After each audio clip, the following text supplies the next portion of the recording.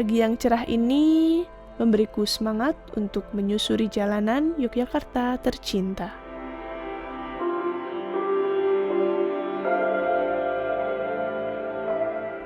Perjalanan ini akan membawaku kembali menelusuri jejak-jejak sejarah peninggalan kejayaan Mataram. Yogyakarta, daerah setingkat provinsi ini merupakan wilayah tertua kedua di Indonesia setelah Jawa Timur. Juga memiliki status istimewa atau otonomi khusus. Status ini merupakan sebuah warisan dari zaman sebelum kemerdekaan. Karena dahulu, Yogyakarta merupakan sebuah negara kerajaan yang berdiri sendiri. Sebutan kota kebudayaan untuk kota ini berkaitan erat dengan peninggalan-peninggalan budaya yang bernilai tinggi. Semasa kejayaan Mataram masa lalu yang sampai sekarang masih tetap lestari. Sebutan kata Mataram yang banyak digunakan sekarang ini tidak lain adalah sebuah kebanggaan atas kejayaan Kerajaan Mataram.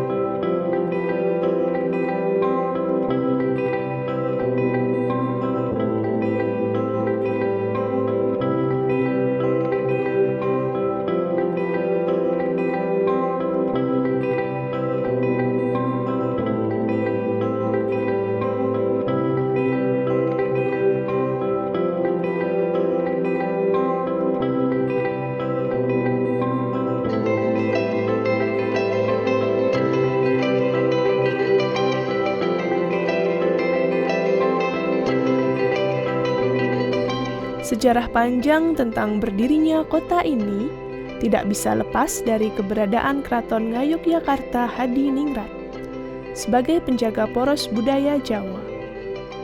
Keraton Yogyakarta merupakan penerus Kerajaan Mataram Islam di masa lalu.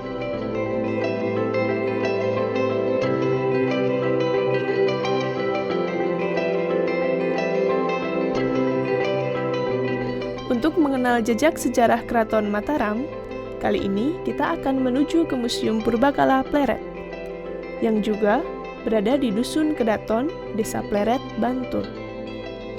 Untuk menuju ke sana, kita akan disuguhkan pemandangan alam yang cukup asri, dengan alam pedesaan dan persawahan yang masih begitu luas, sehingga membuat perjalanan ini semakin menarik.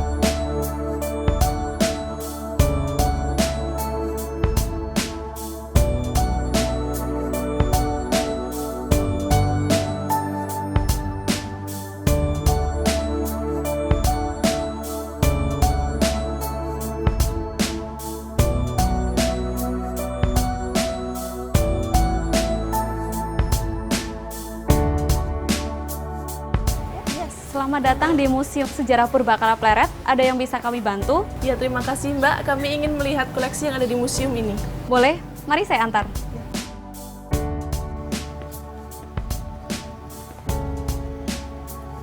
Nah, kita sekarang sudah tiba di ruang koleksi.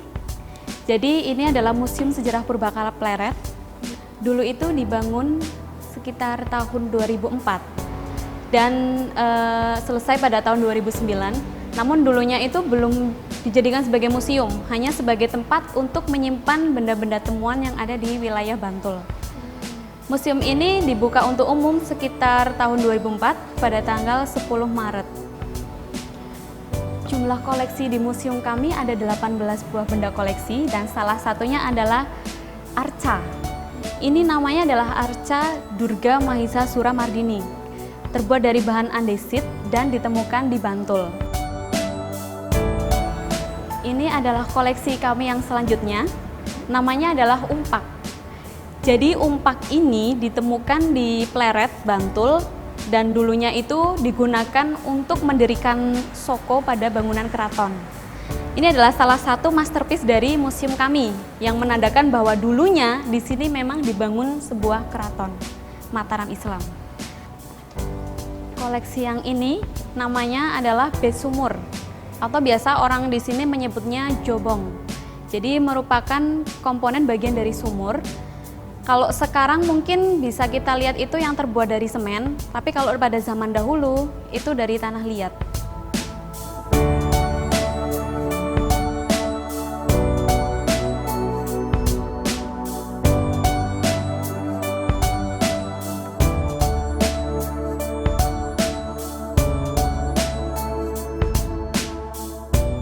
Nah, koleksi kami yang ini namanya Yoni. Jadi Yoni ini ditemukan di situs Candi Mantup yang terletak di Kabupaten Bantul. Yoni dalam mitologi agama Hindu itu dilambangkan sebagai perempuan dan memiliki pasangan bernama Lingga.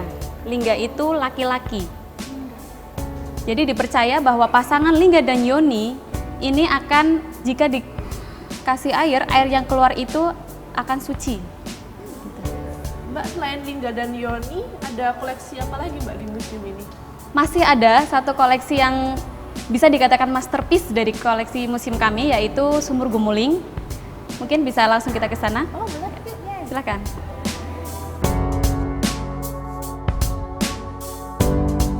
Sekarang kita akan memasuki kawasan dari Sumur Gumuling.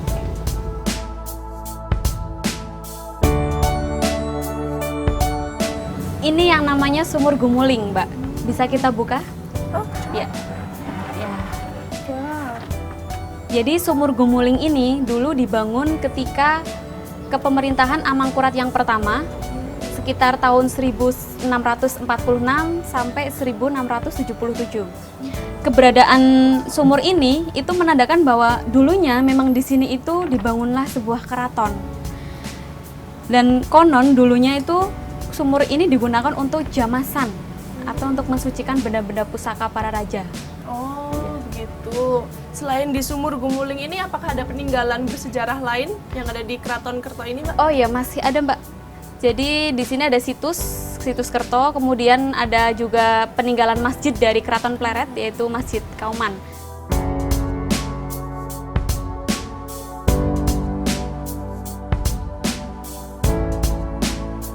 Ini adalah Mas Ruli yang nantinya akan mengantar Mbak Pinta ke situs Kerto.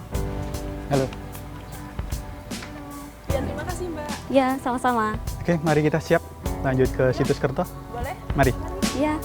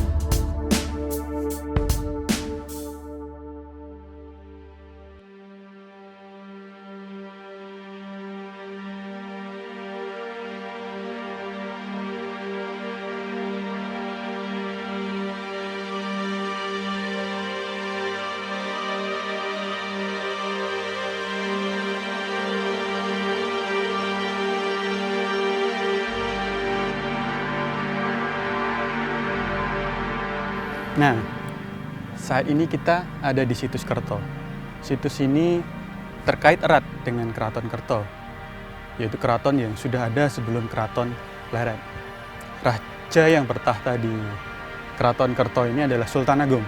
Jadi beliau bertahta sekitar 1613 sampai dengan 1646. Nah, tinggalan yang ada di sini, salah satunya adalah umpak ini yang ada di depan kita ini. Dari hasil penelitian kita, umpak ini kita yakini adalah umpak dari bagian Siti Hinggil Keraton Kerto. Jadi ada 2 buah umpak besar yang ada di situs Kerto ini. Nah, sesungguhnya dari hasil penelitian kita perkirakan ada 4 buah umpak yang ada di situs ini. 2 buah sudah ada di permukaan, sedangkan 1 umpak di sekitar tahun 1971 dipindahkan untuk dijadikan umpak di Masjid Soko Tunggal di Taman Sari. Nah, 2 buah umpak ini merepresentasikan sebuah komponen arsitektur yang luar biasa. Bisa dibayangkan dengan umpak sebesar ini, seberapa besar bangunan yang ada di sini. Nah, lokasi inilah yang kita yakini adalah Siti Hinggil dari Keraton Kerto. Nah, keratonnya ada di mana? Tentu masih ada di sebelah selatan lokasi ini yang harus kita eksplor lebih jauh untuk tahu seperti apa Keraton Kerto pada waktu yang lampau.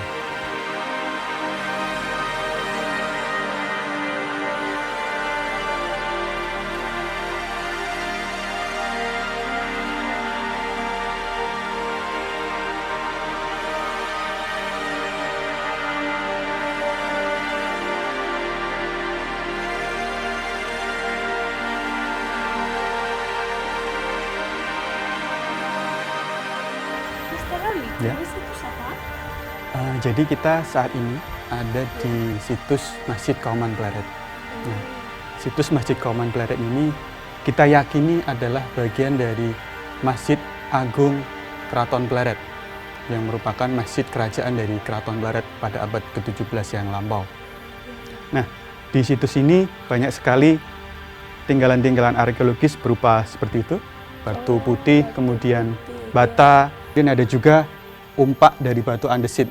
Oh, umpak. Iya. Umpak sendiri itu apa ya, Pak? Umpak. Jadi umpak itu sebenarnya adalah semacam base untuk kolom yang terbuat dari kayu. Seperti soko kalau di pendopo gitu. Iya, betul. Nah, base ini kita temukan berbentuk bulat. Jadi kita perkirakan sokonya juga berbentuk bulat. Nah, bisa dibayangkan dari hasil penelitian kita ada sekitar 36 umpak. 36 umpak dalam 40 kali 40 meter. Iya. Ya, Pak, untuk luas bangunan ini sendiri berapa ya, Pak? Dari hasil penelitian kita dari tahun ke tahun, kita memperoleh sebuah data bahwa ukuran dari bangunan utama di situs ini sekitar 40 kali 40 meter. Sebuah ukuran yang cukup besar untuk sebuah masjid. Dan dari penelitian itu kita memperoleh informasi lain bahwa dari kesaksian utusan Belanda yang pernah datang ke sini, memang masjid ini berukuran cukup besar. Di sebelah timur terdapat 3 pintu, kemudian difasilitasi dengan sebuah serambi masjid yang cukup besar pula, kemudian dikelilingi oleh benteng yang berbentuk persegi. Bisa dibayangkan masjid yang berukuran 40 kali 40, di dalamnya terdapat 36 soko yang sangat tinggi. Bisa dibayangkan sebuah bangunan masjid yang sangat megah. Pada zaman itu gitu ya, Pak. Luas sekali gitu. Ada satu hal yang cukup menarik bisa kita lihat di sini, itu adalah keberadaan 2 buah pohon randualas yang cukup besar. Melihat ukurannya yang cukup besar, kami yakini berusia lebih dari 200 tahun. Dan itu merupakan saksi bisu dari keberadaan situs-situs yang ada di wilayah Kauman ini. Mari kita lihat ke sana. Boleh? Nah, inilah pohon randualas yang saya ceritakan tadi.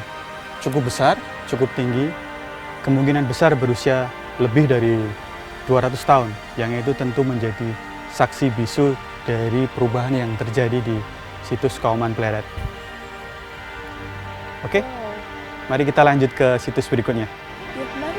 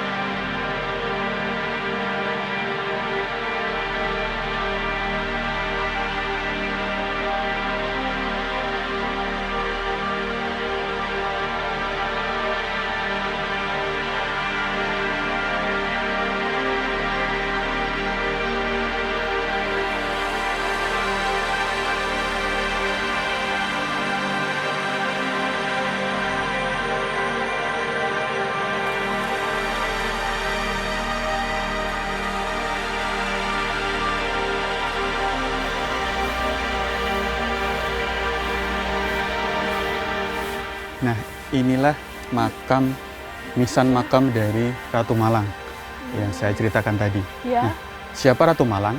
Ratu Malang itu sebenarnya adalah salah satu sinden kerajaan di Kerajaan Mataram ini. Jadi sebelum menikah dengan raja, sudah menikah dengan dalang kerajaan yang lebih dikenal dengan nama Ki Dalang. Ki Dalang, Ya. Nah, karena raja sangat ingin memiliki Ratu Malang ini, ya. kemudian raja memerintahkan untuk membunuh Ki Dalang. Nah, makamnya ada di sebelah sana. Oh, itu makamnya. Kita ke sana.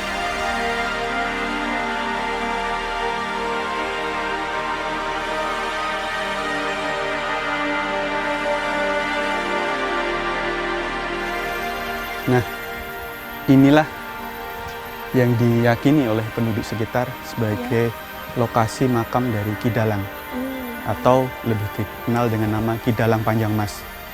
Jadi seorang dalang yang cukup terkenal di Kerajaan Mataram, bahkan terkenal di seantero negeri ini. Nah, sangat disayangkan beliau kemudian diperintahkan oleh raja untuk dibunuh karena raja ingin mendapatkan hati dari istrinya yang kemudian dikenal dengan nama Ratu Malang. Ratu Malang. Ya.